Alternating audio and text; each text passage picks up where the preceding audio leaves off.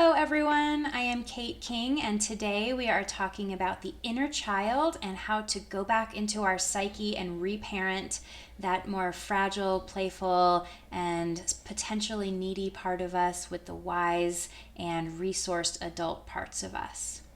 So, the concept of the inner child has been in psychology for a really long time. Carl Jung might have been one of the first ones to identify this idea of the inner child, and he specialized in archetypal psychology, which was really kind of identifying the different parts of our personalities that embody and hold a certain kind of an energy and relate to aspects of who we are and who we become.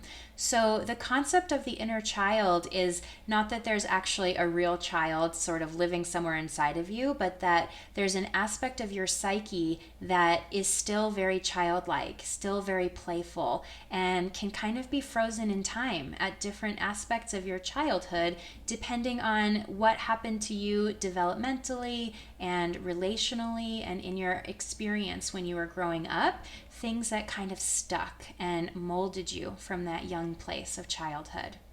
So, the Webster's Dictionary definition of the inner child is the childlike, usually hidden part of a person's personality that is characterized by playfulness, spontaneity, and creativity, usually accompanied by anger, hurt, and fear, attributable to childhood experiences. So, with this definition in mind, I'd like to sort of walk you through a framework from a brand new book that was put out by Dr. Bruce Perry, who is a world-renowned neurosurgeon and neuroscientist who really focuses on the adverse effects of childhood trauma and healing trauma in the childhood brain. And he co-authored this work with Oprah Winfrey, who, as I'm sure you probably know, has a huge passion for mental health and for supporting children. So they talk in this book about how important it is to have a developmentally aware, trauma-informed perspective when working with children and when working with healing childhood trauma. So there's big T trauma and little t trauma. So big T trauma would be like a massive traumatic event that makes a hard and fast impact on the brain and the body.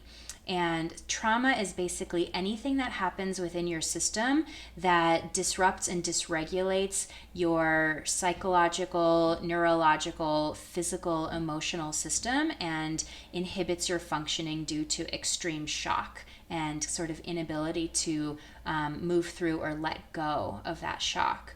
So a big T trauma is something like rape or severe neglect or a car accident or the death of a parent, something like that. And little t trauma is something that is kind of like almost like a death by 1,000 paper cuts kind of a thing, where it might not be a massive event, but it could be something that's sort of persistent and pervasive, like a low-grade stressor that starts to teach your system that you're either not safe or you're not okay in the world, or certain people are dangerous. It creates a sense of hypervigilance. And so that might be having somebody constantly criticizing you, or having kind of an inconsistent type of caregiving where sometimes you get what you need, sometimes you're punished instead of getting what you need, sometimes you're completely ignored and your needs go completely unmet. So both big T and little t traumas are extremely valid and important. And it's really important also to know that trauma is a subjective experience. So the way that your brain and your system relates to an experience or a prolonged experience really depends on your wiring and on the way that you have kind of had your support and your reinforcement in your system built over time. So different people can see the same experience and have different impacts. So for example, there might be a house that's on fire, and the fireman goes into the house, puts out the fire, and leaves without a trace of trauma, where the child inside doesn't feel capable or resourced, feels really unsafe. Their body's not wired for that type of experience, and so maybe they leave with a higher degree of trauma.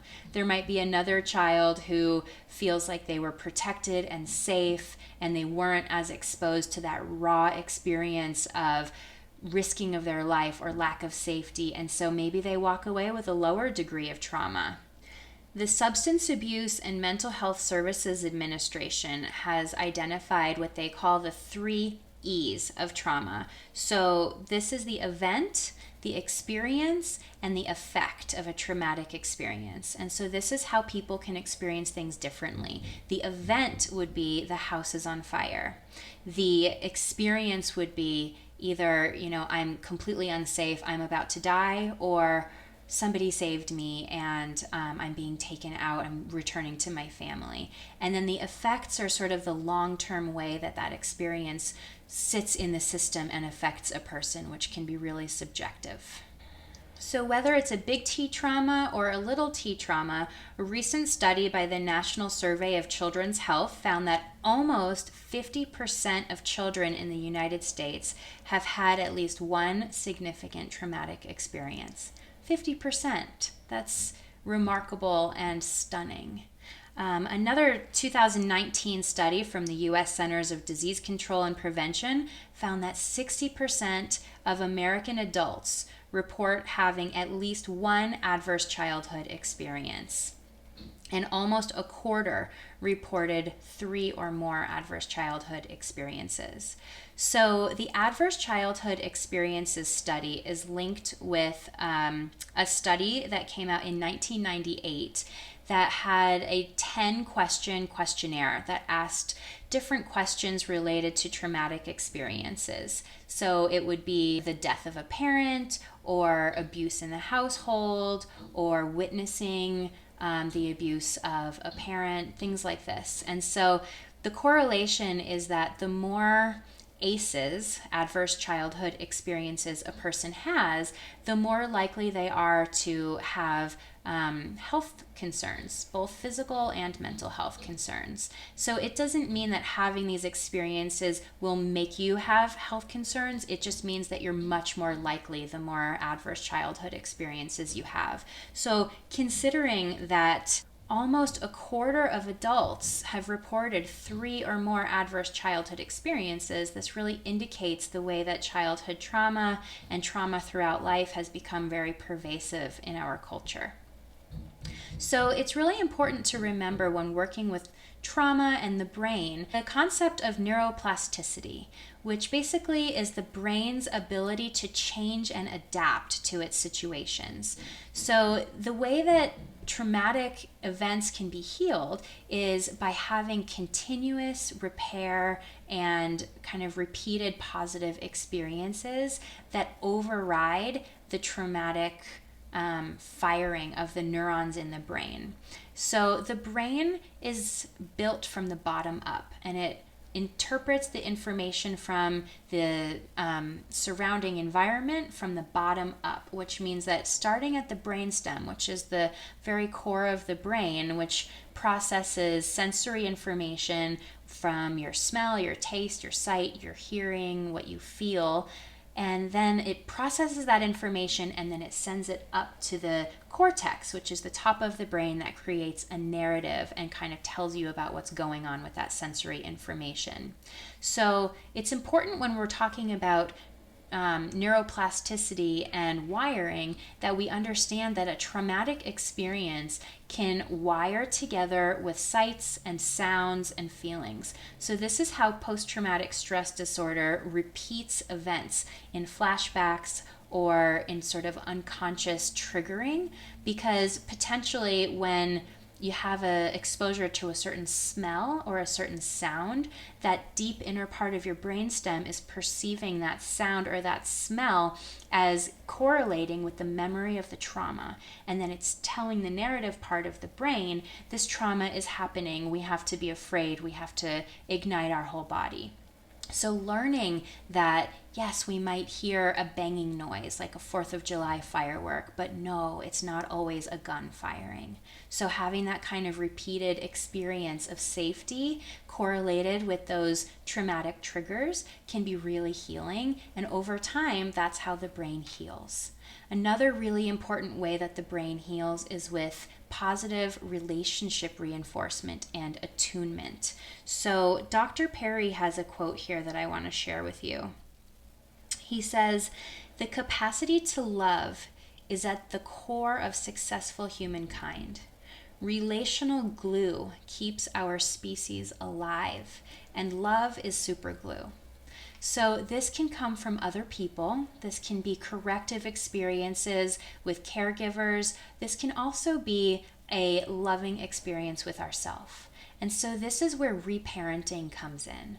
So whatever happened in childhood, whether it was a missed experience or an aspect of feeling unloved, whether it was trauma with a big T, trauma with a little t, or simply just a feeling that you didn't get enough or you didn't get what you needed from your caregivers, we can go back because we are adults who have more resources, more tools, and a lot more attunement. And so with guided visualization, with targeted contact with our inner child, our adult parts can sort of go back for our child in our psyche and support them and give them what they didn't get in childhood. And I just want to mention that we all have inner child wounds, no matter how loving your caregivers were, no matter what an amazing job your mother, father, grandparents, or the meaningful adults in your life provided for you. So this is not an insult to the caregivers. This doesn't mean that they necessarily did anything wrong. It just means that they were doing the best that they could, and perhaps they missed something here or there that was essential to your development. And so as you grow into the evolved adult that you have become, you can become more attuned to the parts of you that feel fragile or undeveloped or still needing attention, and you can go back and support those parts of yourself. In the book that Oprah and Bruce Perry wrote together, What Happened to You?, Oprah talks about how in over 50,000 interviews, at the end of almost every interview, whether it's the President of the United States or Beyonce or a mother or a convicted felon, everybody always says, "How did I do? Did I do okay?" So I thought this was really striking because it really identifies that no matter who you are, no matter how powerful, no matter where you came from, we all have an innate desire for belonging, for support, and for love. And we're looking for this in the faces of others, whether you're being interviewed on the Oprah Winfrey show or if you're just simply having a coffee date with a friend or a conversation with a loved one. We're constantly reading each other, looking for how are we doing? How are we being received and perceived and cared for? The concept of lineage patterns is a really interesting one when thinking about inner child and reparenting work. So a lineage pattern is something that is passed down from generation to generation. So we do pass down our genes in our DNA from grandmother to mother to daughter, but we also pass down cultural aspects, behavioral aspects, and personality traits. So I know that you've probably seen this in your families. People say things like, depression runs in the family. So this is an example of lineage patterns. So a lineage pattern might be something that has just been part of your family culture. It might be like the belief that we need to respect our elders and you can't talk back to adults. Or it might be the belief that we're poor and will always be poor. That's just the way that it goes in our family. So these patterns are passed down sort of through nature and nurture, and you have the choice of whether you want to continue with this lineage pattern or if you want to change it. So let's take the example of we're poor and we've always been poor and will always be poor in this family. If you have conscious awareness that this is a lineage pattern and a belief system, then you have the capacity to change it. And simply changing the belief is as easy as starting to think about it differently, starting to ask, well, why? Why do I necessarily have to be poor just because my whole family has been poor? Why do I have to inherit that belief? And so with that awareness and that attention, you start to ignite the process of changing that belief. And so your thoughts lead to actions, and your actions lead to different behavior, and then your behavior can lead to new patterns or the severing of old patterns. This also links together with the study of epigenetics, which I do have a video about if you'd like to learn more about epigenetics, but it's basically the science of how genes can turn on and off in a person and express themselves differently. So there might be a family history of depression, but if you're in the optimal environment for your mental health, that depression gene may never turn on in you, and you may never get depression. Or if it does turn on and you have a period of depression, with the right attention to your environment and your mental health and your behaviors, you can actually turn that gene off and your depression can go away or eliminate completely and potentially not even be passed on to your children after you. So the study of epigenetics is really interesting. So I'd like to now just talk about some ways to do reparenting and inner child work in real life, because I know that this has been a really educational video and you're probably wondering, how do I do this? I'm going to talk about the internal family systems approach, which I have some other videos about if you'd like to check those out and learn a little bit more, and specifically the video on parts cards. So this image shows 3 parts cards that I have made for 3 different aspects of my personal inner child. So these different cards represent different aspects of my inner child because she's complex and dynamic. And so there are happy and joyful aspects of my inner child. There's innocence, there's wounded aspects, there are traumatic memories, there's healing. And so by creating these parts cards, I simply went through images of magazines and identified photographs that felt like they really resonated with the energy of my inner child. And then I was able to do processing and writing to deepen into my understanding of who this inner child was and how she still presents in my life. Guided imagery is another really wonderful way to do inner child work. And so I have some guided meditations that you can check out. But essentially, if you close your eyes and you focus on your breathing and go into your system and start to just visualize yourself as a child at different ages of development, and notice, what was your hair like? What were you wearing? What kind of bed did you sleep in? Who were your friends? And as you start to notice the difference between you as the observer and the inner child as the one that you are observing. And that space can create what I was talking about before, where we as the adult and the resourced, developed person can go back in time and heal our inner child, because the observer can observe what that inner child experience was like. And if you can witness your inner child feeling sad or in pain or playing, and you can just visualize yourself joining them, sitting with them, holding or hugging them, providing for them what they didn't get. Maybe what they really needed was someone to pull out some art materials and sit down and draw with them. So you can visualize this. And remember that the brain does not know the difference between visualization and true action. So if you're visualizing yourself sitting down at a table and coloring with your 3-year-old inner child, your brain thinks this is really happening. And your brain is creating the neural network to heal and repair that inner child's experience of not having an adult sit with them, attune to them, and give them what they needed. So we can create repeated positive experiences through visualization as well as through engagement in real life. Another way to work with the inner child is to write a letter to your inner child. So it might sound something like, "Dear little Kate, how are you doing today? I've been thinking about you. I was remembering when you went to school the other day and you were really homesick. How are you feeling with that now? I'm Big Kate. I'm here to support you. I want you to know me, and I want you to come to me when you need help. Things like that. You can also create a visual image for your inner child, or you can create an image that represents your inner child at any stage of development. You can do this with any art materials you're attracted to, and just sort of holding in your mind and your heart space the resonance and the feeling of that inner child, and creating art to respond to the way that feels. Lastly, you can use somatic experiencing, which is listening to the sensations of the body, to learn how to listen when your inner child is talking to you. So if you're in a situation, say your inner child was very shy, and that shows up now in adulthood as a form of social anxiety.